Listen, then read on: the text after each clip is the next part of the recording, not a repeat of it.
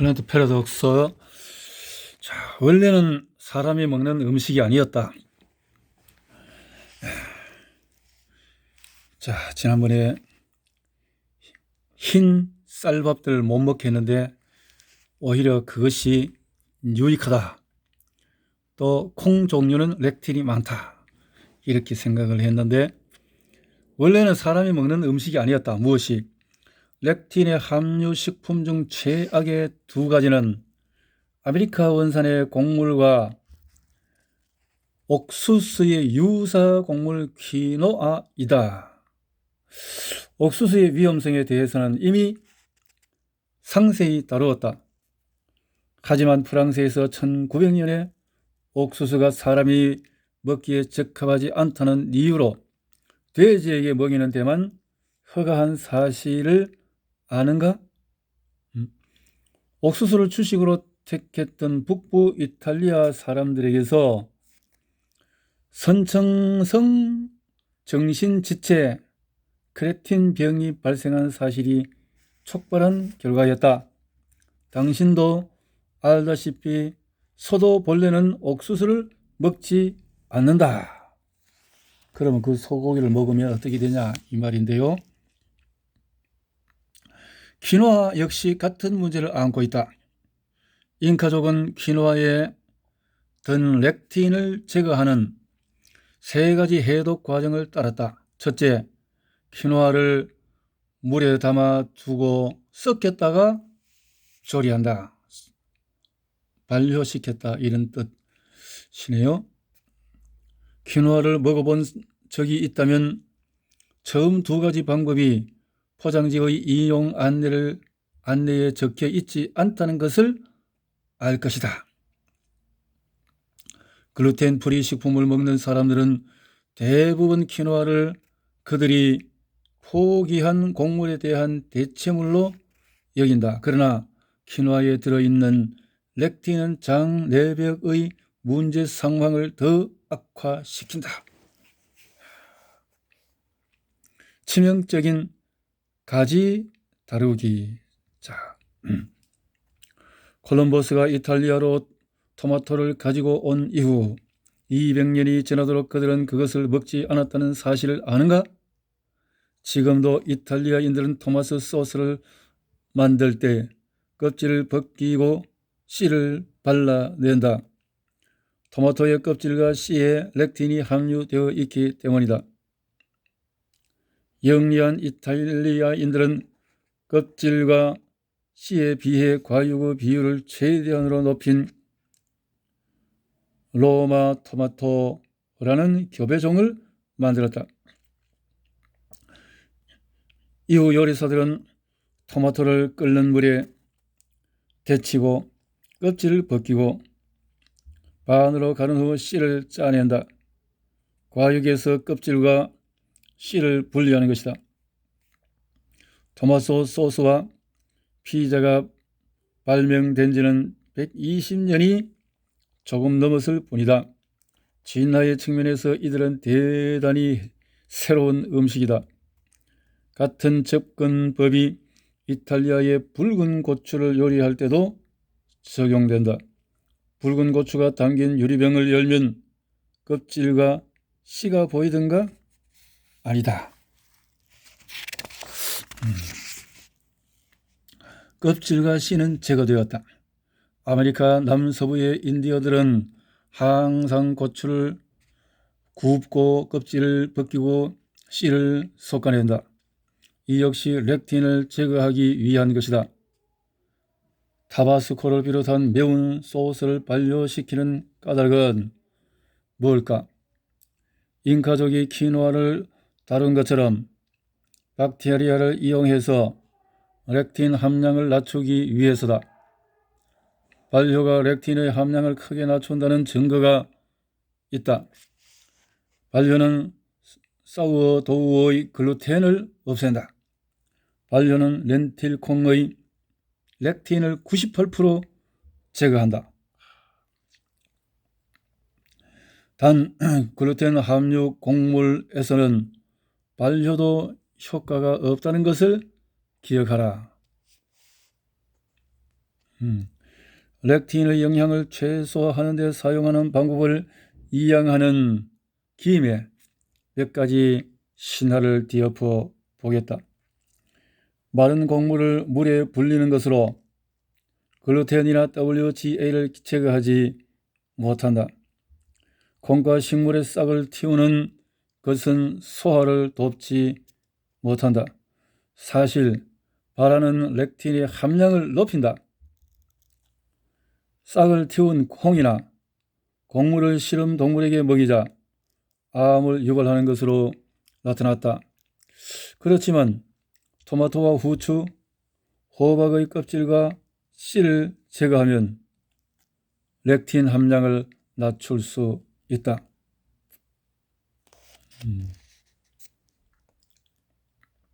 호박도 위험하다. 3000년 전 인도에서 처음으로 언급한 오일을 제외하면 호박죽은 콜럼버스의 무역을 통해 아프리카와 유럽으로 전해진 아메리카 출신의 식물이다. 그렇기 때문에 그 구성원은 진화 과정의 대부분에 걸쳐 인간에게 이질적인 렉틴을 가지고 있다. 늙은 호박이나 애호박과 같이 모든 씨를 가진 채소는 여름에만 자라는 과일이다. 우리가 채소라고 부르는 이런 여름 과일의 땅은 당신의 중앙 운영 시스템에 겨울이 오고 있다는 신호를 보낸다. 이는 호박죽을 피해야 하는 이유다. 렉틴 함유와 호박죽을 없애야 하는 이유다. 렉틴 함유와 같이 함께 그들이 신체의 겨울을 대비한 지방 저장 메시지를 보내기 때문이다.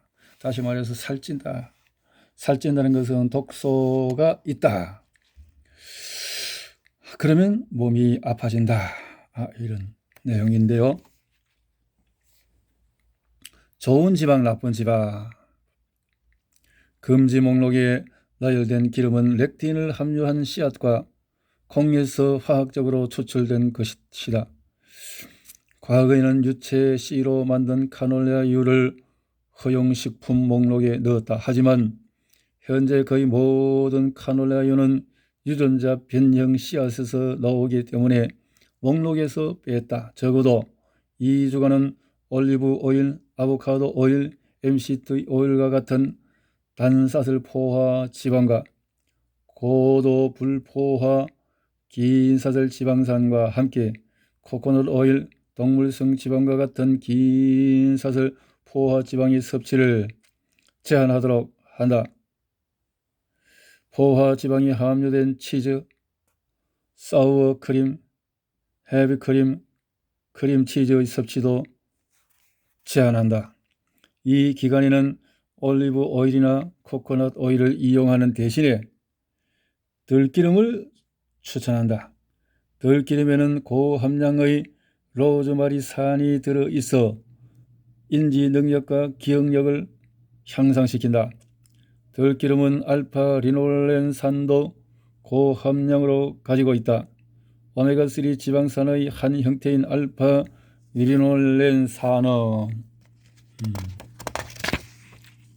심장병 예방에 효과적이라고 나타난 리옹 프랑스 심장식이에서 사용된다. 리옹 심장식이는 1994년 심장건강식이의 기준을 세웠다. 또 다른 좋은 대체물은 100% 케톤을 만들어내는 MCT 오일이다. MCT 오일은 액상 코코넛 오일이라고 불리기도 한다. 낮은 온도에서도 액상 상태를 유지하기 때문이다. 신체는 MCT 케톤을 연료로 쉽게 태운다. 체지방으로 전환시키지 않고 말이다. 일반적인 코코넛 오일과는 달리 MCT 오일에는 끔찍한 LPS가 올라탈 수 있는 긴 사슬 지방산이 함유되어 있지 않다. 마카다미아 너트 오일, 호두 기름, 아보카도 기름, 슬라이브사의 해조류, 기버터도 좋다. 샐러드나 조리한 채소에 감귤향 대구 간류를 뿌려도 좋다. 들기름과 함께 허용 목록에 있는 기름과 지방은 LPS가 장 내벽을 파괴하는 것을 막는다. 다른 다불포화 지방과 달리 긴 사슬 어유 오메가3 역시 LPS가 장 내벽을 지나가는 것을 차단한다. LPS가 포화 지방에 편승해서 장에서 몸의 다른 곳으로 이동한다는 이야기를 한 적이 있다. 하지만 이들 지방은 기름축입자라는 특별한 전송 분자가 없으면 전달이 안 된다. LPS는 긴 사슬 포화 지방을 운반하기 위해 형성된 기름축 입자를 무임승차하고 장 내벽을 통과한다. LPS가 지금 몸에 침입하기를 원하는가? 슬프게도 내 최고의 친구인 올리브 오일조차 플랜트 패러독스 프로그램 2단계에서 첫 2주 동안은 제한해야 한다. 기름축 입자에 의해 전송되기 때문이다. 포화 지방이 몸에 좋다고 생각하는 팔레오, 또 케토제닉 다이어트 옹호자들에게 충고할 것이 있다. 최근의 연구는 포화 지방이 대뇌의 배고픔 중추에 LPS를 전달함으로써 배고픔과 식욕을 높인다는 것을 보여주고 있다. 반면에 어유는 정반대 작용을 한다. 대뇌의 식품 섭취를 절제하는 데 도움을 주라는 신호를 보내는 것이다. 팔레오 다이어트에 디저트 레시피가 그토록 많은 이유를 궁금하게 여겨본 적이 있는가? 한 인기 있는 팔레오 블로커의 사이트에는 나는 하루 종일 음식에 대해 생각한다라는 제목이 걸려 있다. 플랜트 패러독스 프로그램의 효과가 나타날 때는 있을 수 없는 일이다. 자, 이 LPS 독소가 머리를 칠 수 있는 타격을 할 수 있는데 일반 포화 지방이 역할을 한다. 그런데 어유에서 나온 말하자면 오메가3 등등은 그렇지 않다. 배고픔을 유발하지 않는다. 이렇게 말씀을 주시네요. 자, 2단계 전략 봅시다. 이제 프로그램을 행동으로 옮길 차례다. 2단계는 2주 동안 실행한다. 왜 그렇게 오랜 시간이 필요할까? 1단계 정화를 통해 며칠 동안 장을 보수하고 깡패들을 몰아내긴 했지만 일부는 아직도 숨어 있으면서 지역을 탈환할 계획을 세우고 있다. 2단계에서 허용식품 목록을 따르는 동안 경계태세를 늦춰서는 안 된다. 습관과 중독은 벗어나기 어렵다. 재활센터나 스파에서 몇 주 동안 해독해본 사람들이라면 이 점을 잘 알고 있을 것이다. 몇 주 후면 컨디션이 좋아진다는 느낌을 받을 것이다. 하지만 거기에 넘어가면 안 된다. 나쁜 미생물들은 주위에서 내몰리긴 했지만 아직도 분명히 거기에 있다. 그렇기 때문에 6주 동안의 실행이라는 2단계 전략을 생각을 해야 되겠네요. 한 6주가 되면 7, 6, 7, 42, 한 달 보름이 조금 못 미치는데 절대 그들에게 자비를 베풀지 말라. 그들이 당신에게 한 일을 생각하면 그들을 가차없이 벌하고 굶겨서 당신의 몸에서 쫓아내야 한다. 그렇게 하기 위해서 이 프로그램대로 역초 다시 말해서 한 달 보름 이상은 참고 견디며 쫓아내라 이런 뜻이네요. 자, 당신이 피해야 할 것은 몸이 치유력을 발휘하려면 무엇을 피하고 제외시켜야 할까? 가지족의 채소와 씨가 있는 채소, 아보카도는 제외한다. 곡물, 파스타, 빵, 시리얼, 크래커 등 렉틴 함량이 높은 대부분의 식품은 배제한다. 제철 과일이 아닌 것을 피한다. 가급적이면 모든 과일과 절교하는 것이 좋다. 긴 사슬 포화 지방을 피하고 LPS가 장 내벽을 파괴하는 것을 막기 위해 첫 2주 동안은 올리브 오일, 코코넛 오일도 제외한다. 첫 2주에는 이런 기름도 제한하면서 아예 이 LPS 독소가 통과할 수 있는 문을 닫아버리라 이런 뜻인데, 하루 2번 모든 동물성 단백질을 110g 이하 총 220g 이하로 섭취한다. 예를 들어 아침에 달걀 2개를 먹었다면 저녁까지 기다린 후에 동물성 단백질 110g을 섭취한다. N글리콜 유라민산 섭취를 줄이려면 소고기, 돼지고기, 양고기를 적게 먹는 것에 대해서 생각해보라. 풀을 먹고 자란 동물에게도 해당된다. 방목된 닭, 오리, 칠면조만을 섭취한다. 단백질 섭취의 상당 부분을 자연산 의류와 조개류가 차지하도록 한다. 단 양식 의류, 유기농이란 주장에 쏙지 말라. 특히 연어, 틸라피아, 메기, 새우를 피한다.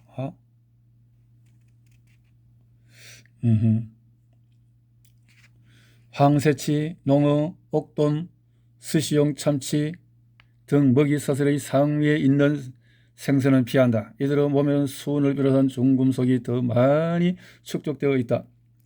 채식주의자와 비건은 두부와 기타 발효되지 않은 콩 제품을 피한다. 콩 종류를 피한다.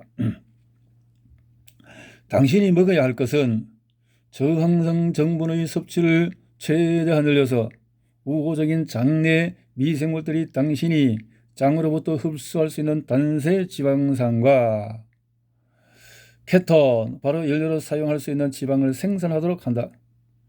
이러한 저항성 전분에는 플레타닌, 타우로 뿌리, 시라타니키 누들, 기타 비곡물 파스타, 파스닙, 순무, 시카마, 샐러리아, 예루살렘 아티초크는 물론 그린 바나나, 그린 망고, 그린 파파야와 같은 익지 않은 과일도 포함된다. 자, 익어버리면 당분이 많아지기 때문에 자, 저항성 전분인, 다시 말해서 식이섬유 질이 많은, 높으면서 당분이 없는 이런 것들을 섭취하라. 이눌린과 그의 사촌격인 약혼처럼 소화되지 않은 형태의 당, 플락토 올리고당을 많이 먹는다. 장내 미생물은 플락토 올리고당을 먹이로 해서 잘 자란다. 이들 화합물은 라디치오, 벨지안 엔다이브, 예루살렘 아티초크, 오크라, 아티초크, 양파, 마늘과 같은 채소에서 발견된다. 그들은 스위트리프, 저스트 라이크 슈거와 같은 감미료나 가루로도 구할 수 있다. 익힌 혹은 생버섯을 먹는다. 버섯은 장내 미생물을 소중히 보살피는 특유의 플락토 올리고당을 많이 제공한다. 녹색잎 채소와 양배추종 채소를 많이 섭취한다. 모든 허용 과일의 섬유소에 든 폴리페놀 화합물을 섭취함으로써 gram 양성 박테리아와 그들의 친구를 늘린다. 과즙기를 반과즙용으로 다시 이용한다. 과즙을 짜내어 버린 후 섬유소를 스무디에 첨가하거나 가미되지 않은 산양, 양, 코코넛, 요구르트와 섞은 뒤 샐러드 드레싱으로 이용한다. 레몬 주스와 식초를 섭취한다. 식초에는 폴리페놀도 함유하고 있는 이탈리아 모데나산 발사믹 식초도 포함된다. 허용기름으로 조리하는 것 외에도 매 끼 식사 전에 우유 캡슐을 복용한다. 가향태구 간유를 허용기름에 섞어 샐러드 드레싱으로 이용하거나 채소를 조리할 때 사용한다. 비건과 채식주의자들은 그 대신 조류 DHA 캡슐을 이용하면 된다. 견과류, 특히 폴리페놀이 풍부한 피스타치오, 호두, 마카다미아, 피카는 장내 미생물의 성장을 촉진한다. 견과류 섭취는 전반적인 사망 위험의 감소와도 연관된다. 닥터지 혼합 견과를 하루 2번 4분의 1컵씩 먹는다. 무화과를 먹고 대추와 말린 무화과를 소량만 감미료로 이용한다. 두 가지 모두 장내 박테리아의 성장과 전반적인 건강을 북돋우는 플락토 올리고당이 가득하다. 샐러드에 무화과와 대추를 추가하거나 스무디에 1, 2알의 대추를 넣는다. 자, 이렇게 먹는 방법들을 제시했습니다. 장내 미생물은 당을 먹는다. 당을 먹는데 어떤 당을 먹냐? 장내 미생물이 적절하게 성장하고 기능하기 위해서, 그리고 장 내벽을 형성하는 세포를 지키고 그 세포에 영양분을 공급하는 유기체들이 기능하기 위해서 소화되지 않는 당신으로서는 당이 필요하다. 이 당인데 소화되지 않는 당, 그러니까 식이섬유 종류를 말합니다. 이 소화되지 않는 당은 프리바이오틱스라고 불린다.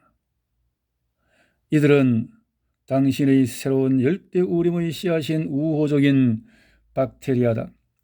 프로바이오틱스가 성장하는 데 필요한 먹이, 즉 프리오바이오틱스를 주지 않으면 그들은 소멸된다. 프로바이오틱스는 씨앗이고 프리바이오틱스는 씨앗의 먹이다. 이렇게 보면 됩니다.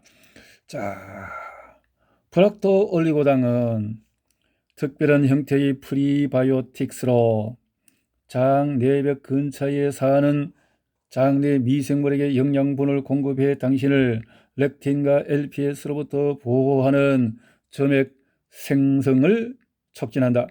많은 프리오바이오틱스는 폴리페놀을 함유하고 있다. 클리브랜드 클리닉 연구에 따르면 과일 섬유소에 든 폴리페놀은 장내 미생물 안의 특정 효소를 무력화시켜서 그들이 동물성 단백질 카르니틴과 콜린을 트마오라는 동맥에 손상을 입히는 화합물로 전환시키는 것을 막는다. 좋다 이 말이니. 과일에 든 이 섬유소는 좋다 이 말이에요. 자, 여기까지 공부를 했습니다.